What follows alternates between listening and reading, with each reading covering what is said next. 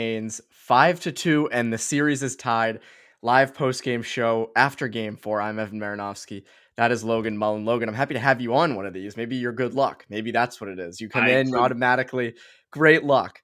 yeah, it could be. It's been a minute since we've talked, and It so has. that this is a change of pace. You're injecting the luck back in, but what a game this was. I mean, it's funny. You look at where this series was 2 games ago after games 1 and 2. Hard to see this happen.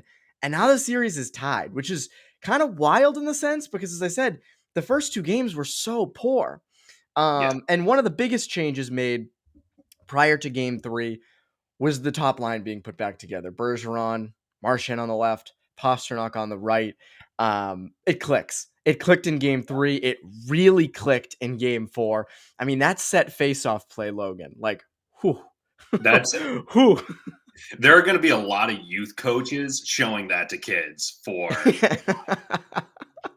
Yes, they're gonna be drawing it up like you're gonna be Pastrnak. No, I want to be Pastrnak. No, you're gonna be Marchand. I want to be Bergeron.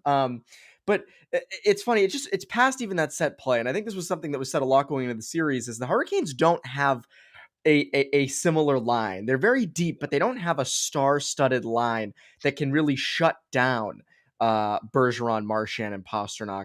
Do you see this kind of carrying them through the rest of the series potentially? it might have to because I think that Carolina is a more complete team. Like I feel like there are fewer holes on the Hurricanes, Yes. but the top end talent everywhere leans in favor of the Bruins. It's sort of the back half. So I think that their success the rest of the way, as we've seen the way the last 2 games have gone, is probably going to be predicated on that top line figuring it out. I mean, if you isolate them each individually, Brad Marchand in particular, like we've seen today and on what was it, Friday, how much different of a team the Bruins look like when Brad Marchand's clicking. And, you know, I understand the concern with maybe leaning too much on them. We've seen that go sideways plenty of times, but for right now, if it's what gets you through, like it doesn't really matter. It's just talking points at a certain point.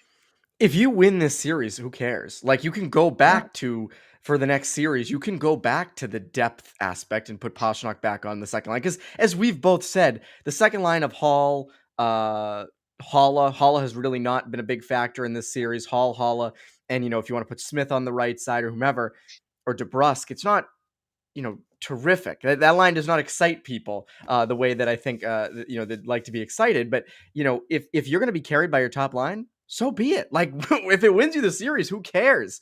Right. And so I think that's one of the big things with this top line and it's funny because they did this against Carolina the last 2 times they played in the Yeah. playoffs. This Bergeron line always owns the Canes. It always kind of came down to Bergeron owning that Aho matchup. This time they're just kind of doing everything right as a trio in these 2 games. And, you look past that and past the first one, you go, okay, well, what else worked in the Bruins' favor?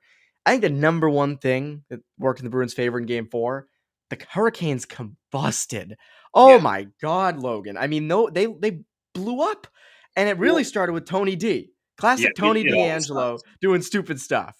Yeah. Well, so I think that like it's easy to sit here and laugh at Tony DeAngelo being a chucklehead because we all know Yeah. the history there, but does anybody, even on the Hurricanes, does anybody trust him to regroup after this? Like the No. way he was behaving, for the lack of a better term, like throwing his stick at the end of the game, he was clearly, I mean, Curtis Lazar is basically laughing at him, just goading him into trying to get a taunting penalty.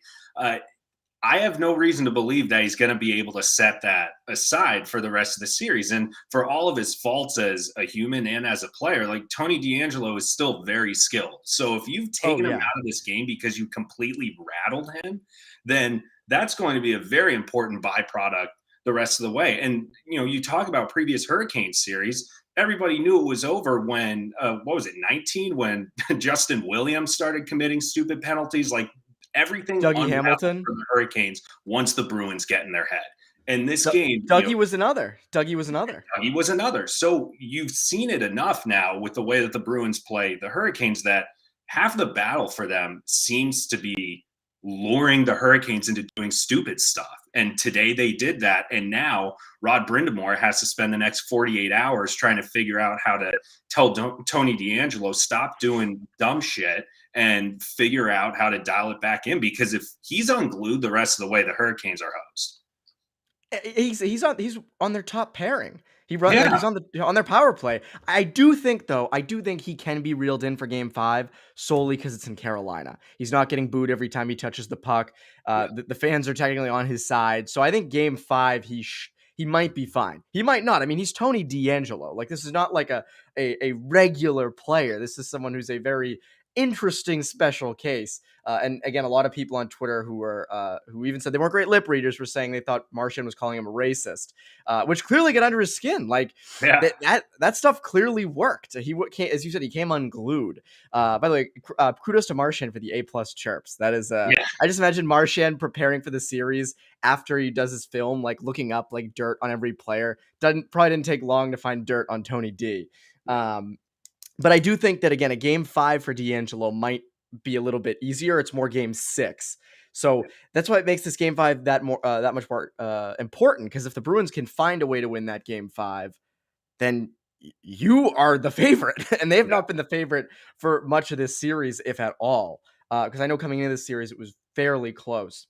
And this kind of leads me to this point. It's a shame the Bruins don't have home ice.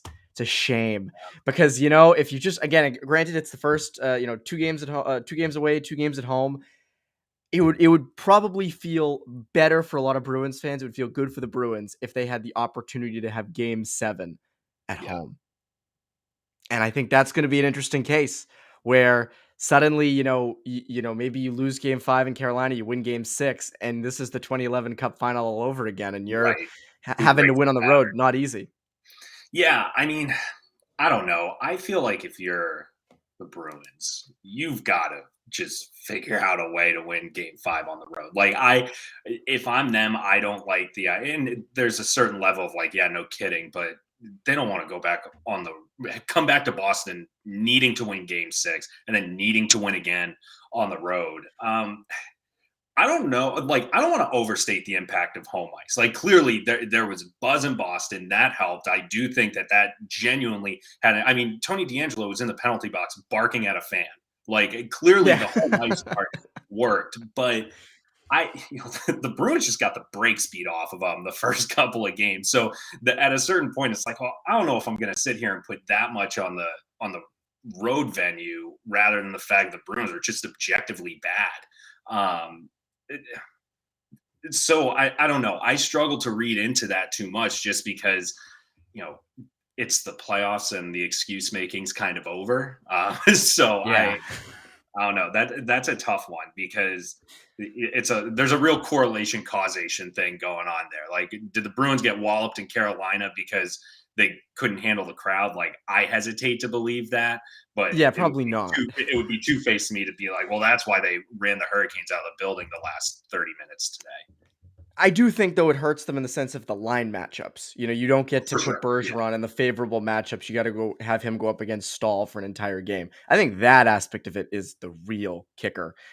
It wasn't the kicker today for the Hurricanes. I think legitimately the Hurricanes did come unglued at times. I think for the Bruins, it's more those line matchups. Because again, like, you look at when Bergeron goes up against like anybody other than the Stahl line in a lot of these cases, and suddenly it's insane. It's insane. Yeah. The one thing we have not mentioned yet, we're like 9 minutes into this. You know what we have not mentioned? They did not have Charlie McAvoy today. How about that news? Coming out. So that's one of the tough things. I think people are kind of, it maybe gets overlooked with this, but if I have this right, he got tested positive for COVID today. Yeah, that's what I don't see how he comes back in for game 5. So that's an depends issue. on symptoms. Yes, it does. Right. Yeah. It does. But I'd have to imagine he must. This brings us all back to COVID things. I must imagine he would have had to have had symptoms to test today. Right. Yeah. So you hope they're gone by game 5. Yeah. I mean, so I think the rule is that if they're symptomatic, you have to isolate for 5 days. Is it something like that? I thought I saw Fluto tweet that. Yeah, and because I knew that it was, didn't they stop testing unless guys were symptomatic? I mean, either way, there's a distinct possibility they might not be without Charlie McAvoy for Game 5. It's, you can't rule out Game 6, but even, I mean, look at today, right? That could have been an absolute backbreaker for them, Oh and yeah. you Oh know, yeah. you can't already down Hampus Lindholm, losing McAvoy, and I won't lie to you. I mean, uh, when they were down 2-1 in the second and 0 for 3 on the power play, um, and Carolina was giving them chances. They were begging them to take that game away from them. And to that point, the Bruins hadn't. I was thinking they were in a world of trouble because, the cards were stacked against them, losing their entire top pairing. Then you can't get the special teams to start clicking until later in the game. It looked a little bit bleak, but the fact that they trotted out Josh Brown and Mike Riley, and Grizzlick's back with Carlo as a top pairing. That that was impressive resolve for the Bruins. That's going to go a very long way for them. That they've at least seen that they can survive with that group of guys. Now, if they lose anyone else, that could be a problem because I don't know who they have for Black Aces. It's going to be like a Sean or Tyler Lewington or someone like that since Providence is done. But I mean, they've bent and they were bending a lot today, but they didn't break. So that's what matters. Imagine a right side with Josh Brown and Tyler Lewington as your second pairing right shot defenseman and your third. But that'd be, Yes. and if you win on that, you might as well just be handed the Stanley Cup at that point. Fluid Shinzawa tweeted before the game, per NHL rules, players who have tested positive must remain in isolation for at least 5 days since symptom onset. I would have to imagine that means no Game 5. I don't know how, unless he just magically breaks the rules. I don't know how like you do that. So Yeah. that's a tough loss. Like that is not easy. You hope he comes back for game 6. We'll see. I mean, again, these rules are so weird now because it's gone on for so long and they're always changing. But so that's an interesting thing to follow. And again, but the good news, I guess, is Hampus Lindholm has not officially been ruled out for Tuesday. He was skating before Sunday's game 4. I think that's an encouraging thing. I have a hard time imagining that he'll be back after seeing him have to get carried off the ice like that. But again, if you can get Lindholm back for game 5, even if you're down McAvoy, that's a huge upgrade. Yeah. I mean, what's the number one thing they say is that if a guy's skating, that means he's close. Like, and Yes. certainly within that close of a period of time. I mean, if it's Jakob Zaboral skating, like he's not coming back. But Yes. I That's mean, different. that's at a certain point. If you walk under enough ladders, you're going to get burned at a certain point. So, the Josh Brown thing, like that all worked today as much as it could have. But and not that this is anyone's fault or that they have another choice, but you start pressing your luck a lot more when you end up, trotting out guys who are 7th, 8th, sometimes 9th defensemen in key Yeah. roles playing 15 plus minutes, even if it's in a bottom pairing role. Now, I will say the one thing that might have saved the Bruins on that front a little bit is there were so many special teams today. So, I mean, there were guys playing huge minutes, and obviously McAvoy thrives on special teams and can run a power play, is obviously a great penalty killer, but like the Bruins didn't have to go out there with Mike Riley and Josh Brown for 19, 20 minutes today. They didn't need No. to. So that could be a problem for the Bruins, as if Carolina ends up, keeping their heads in check a little bit better in game 5. And then suddenly it's like, well, there's no man advantage. So we've got to start playing some of these guys more. They were able to use Josh Brown sparingly. Like they used him in situations that kind of fit him. He, again, him and Riley had a tough. I think it was the first goal. They were a really bad net front or no, it was the top of the second period. Weird Yeah, net the front 9 seconds communication, I in, believe. right? Yep, 9 seconds in. Like that wasn't too great. But again, if you can just have like that happen, and you can bait the Hurricanes into doing other stuff. And you mentioned and we talked about this a little bit earlier, but like Lazar not taking the bait on Tony D, and like Marchand not going back at D'Angelo in certain instances. Like I think the Bruins kind of have the right head on their shoulders, which we did not see in games 1 and 2 when there were slashes and stuff after the whistle.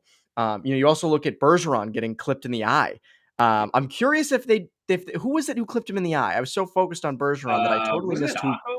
Was It it was Aho? Aho because yes, it was totally Sebastian Aho. I'm curious if they find him. And again, I feel weird about finding people for those high sticks, but if you're gonna find Forbert, you have to imagine you'd find Aho for that. That was again like I'm not just going off blood. Like that was a straight like right to the eye. Yeah. Well, the Um, precedent's been set, right? Like yeah, the forward thing, I thought that was just a stupid play on his part. Like it was just an ugly check. yeah. I didn't think he should have been fined for it necessarily, but the precedent's been set, right? So if you're going to fine him for that, you probably have to do the same thing for Aho, rightly or wrongly. Yeah. No, I imagine you'd have to. And first, again, it kind of happened at the best possible moment because Bergeron got the whole intermission to kind of get his eye going, even though he wanted to get right back on the ice. He was Yeah. not. He was just gonna play bloody. Eye coming out of his out of his socket. Just I'm playing. I'm playing. Well, once you draw Two, blood, it's completely different, so yes, yeah. You can't be out there just like playing with blood flowing out of your face. yeah. Let's two final things. Before we get to sort of what we think will happen the rest of the series, Jeremy Swayman, terrific in these past two games. I don't think he's had to. There've been some sequences where he's been under siege. I wouldn't say either of these games he stole. They did play a little bit better in front of him, but he did his job. Like, looks pretty Yeah. good. Yeah, I feel kind of bad for Linus Olmark I know, because right? who knows? I Jeremy Swayman has obviously played well the last two games. I'm not sure if he's played so well that I'm sitting here thinking, well, he's doing things Olmark couldn't. But Yeah, either no, way, it's not like the that. thing for me is he hasn't given up any like kick to the pants goals. So Yes. they score. What was the 5-on-3 that they scored, and then in the second period. It was the second period, right? Where they end Yeah. up, Carolina gets a power. There's 4-on-4, and then Carolina gets the power play the last second. It's like, Jeremy Swayman's not giving up goals on nights, not giving up goals off of rushes, things like that. So when the Bruins finally started building momentum, like that was the biggest thing. When the Bruins started getting their act together late in the second period into the third period, you didn't see Swayman getting up and posting too many, bad opportunities, anything like that. Like he seemed fine. So that's basically all that you need in that situation, especially when you're leaning on the defense as much as you are in a group that's probably ill-equipped to be there at a certain point. But yeah, Yeah. He played well. And again, I am curious what they do about game 5 because you wonder if I mean, Swayman's playing really well, but you wonder about, during the season, they didn't play that many games in a row ever, really. Do you fully lean on Swayman or do you give it back to Omar for game 5? I think no, that's a I legitimate think question. I I yeah, do. I think they stick with Swayman, but I think it's a real decision. yeah. I think you stick with Swayman. Even again, Olmark only carries a small bit of the fault for the way the first two games went. I think you just have a short leash.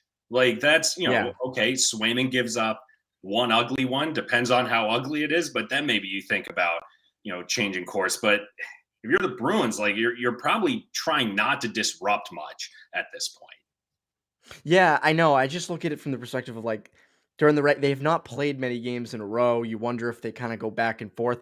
I don't know.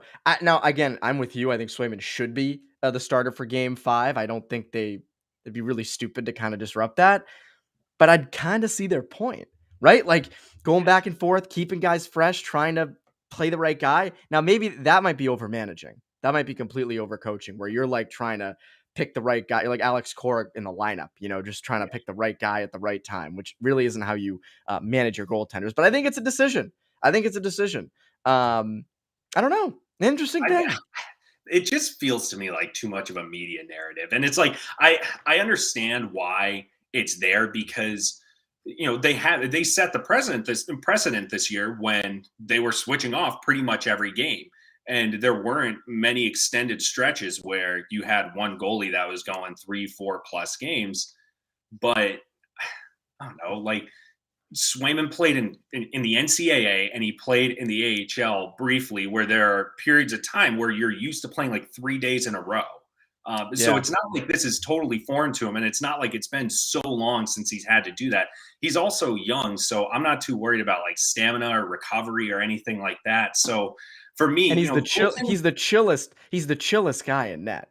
yeah, exactly. So, I just for me, it's like don't disrupt it, because what happens if you pull them And you say, Yes. Olmark's got game 5, where he's already had some rough moments in Carolina. And then Swayman's sitting there saying, what did I do wrong? And then, Yes. I'm not always a big believer in the, oh, you tank a guy's confidence kind of thing, but what kind of message is that sending where he plays a role in dragging them back to bringing the series level? And then you say, all right, thanks, Linus, who has as many games of playoff experience at this point as Jeremy Swayman does. Yes. And say, all right, Linus, job's yours. Like, I just don't see them taking that approach. You're 100% right. I actually completely agree with that because you're right. If a guy comes in the lineup, scores 2 goals, they take him out. People go, "Why would you do that?" Like that's really stupid. I 100% agree. I think there is a little decision there, but I do think Swayman should absolutely be the guy, and I think he will be the guy in Game 5. It'd be crazy to go away from that. Someone just commented Bruins Canucks vibes, which I kind of called before the game because I said this is the first time that this has ever like happened where since that 2011 Cup Bruins Canucks series. So this leads me perfectly into our final big question. Can they win this series? What was your prediction before the series, by the Mine way? was Because I don't think we. Carolina at 6. Oh, I had So Carolina in 7. yeah. I mean, they can win this series. They Yes. most certainly can win this series. I think what we've seen today is that is on the table. And game 3, it felt like they were clawing back into it. Game 4 had the feeling of like, no, like they actually can win this. Like I don't know how sustainable the 5-goal pace was, and the Yeah. Hurricanes, crapping themselves in specific moments, but I think that you saw enough today where if you're a Bruins fan, you probably have the antennas up a little bit and think, well, maybe we can do this. So I don't know. I am sticking with my Hurricanes in 7 prediction. I know people are not going to love that, but it's a series. Like it would not surprise anybody if the Bruins went on a run here and beat the Hurricanes, especially after what felt like a demoralizing loss for the Canes in game 4. I will say though, didn't game 2 feel just as demoralizing for the Bruins? Like Sure. it feels it again, that's what's tough to do with this where it's like it's 2-2. It is a very even series. Yeah. 2 good games for the Hurricanes, 2 good games for the Bruins. It's hard to sit here and say that one team has the full advantage over the other. Bruins have the momentum by far. Yeah. But you're going back to Carolina now for game 5. So we'll see. We will Yeah. see. We'll do another post-game show coming up after game 5. Lots of stuff to watch there. Hell of a game, though. Game 4. Yeah. Bruins fans, that is as fun and entertaining a game as you're going to get with that. So we'll see. We'll see what crazy stuff Tony D'Angelo decides to pull in game 5 or game 6. Starts throwing his stick. Maybe throw some gloves too. Takes off his helmet. Punches a hole in the glass. Just goes full, bro mode. We'll see. Yeah. I would have been fascinated to see what happened if his stick ended up hitting the puck on Marchand's That helmet. would have been impressive. I think the refs have discretion to rule that a goal. Yes. Oh yeah. That's It's just illegal. like they would a penalty shot. But Yeah, I that's mean, illegal. that to me is akin to Eduardo Rodriguez throwing his glove on the ground when Yasiel Yes. takes him to Mars. So Yes. That is a great comparison. But anyways, that's the post game show. Game 4. That's Logan Mullen. I'm Evan Marinofsky. Enjoy the rest of the series and make sure to follow us for all your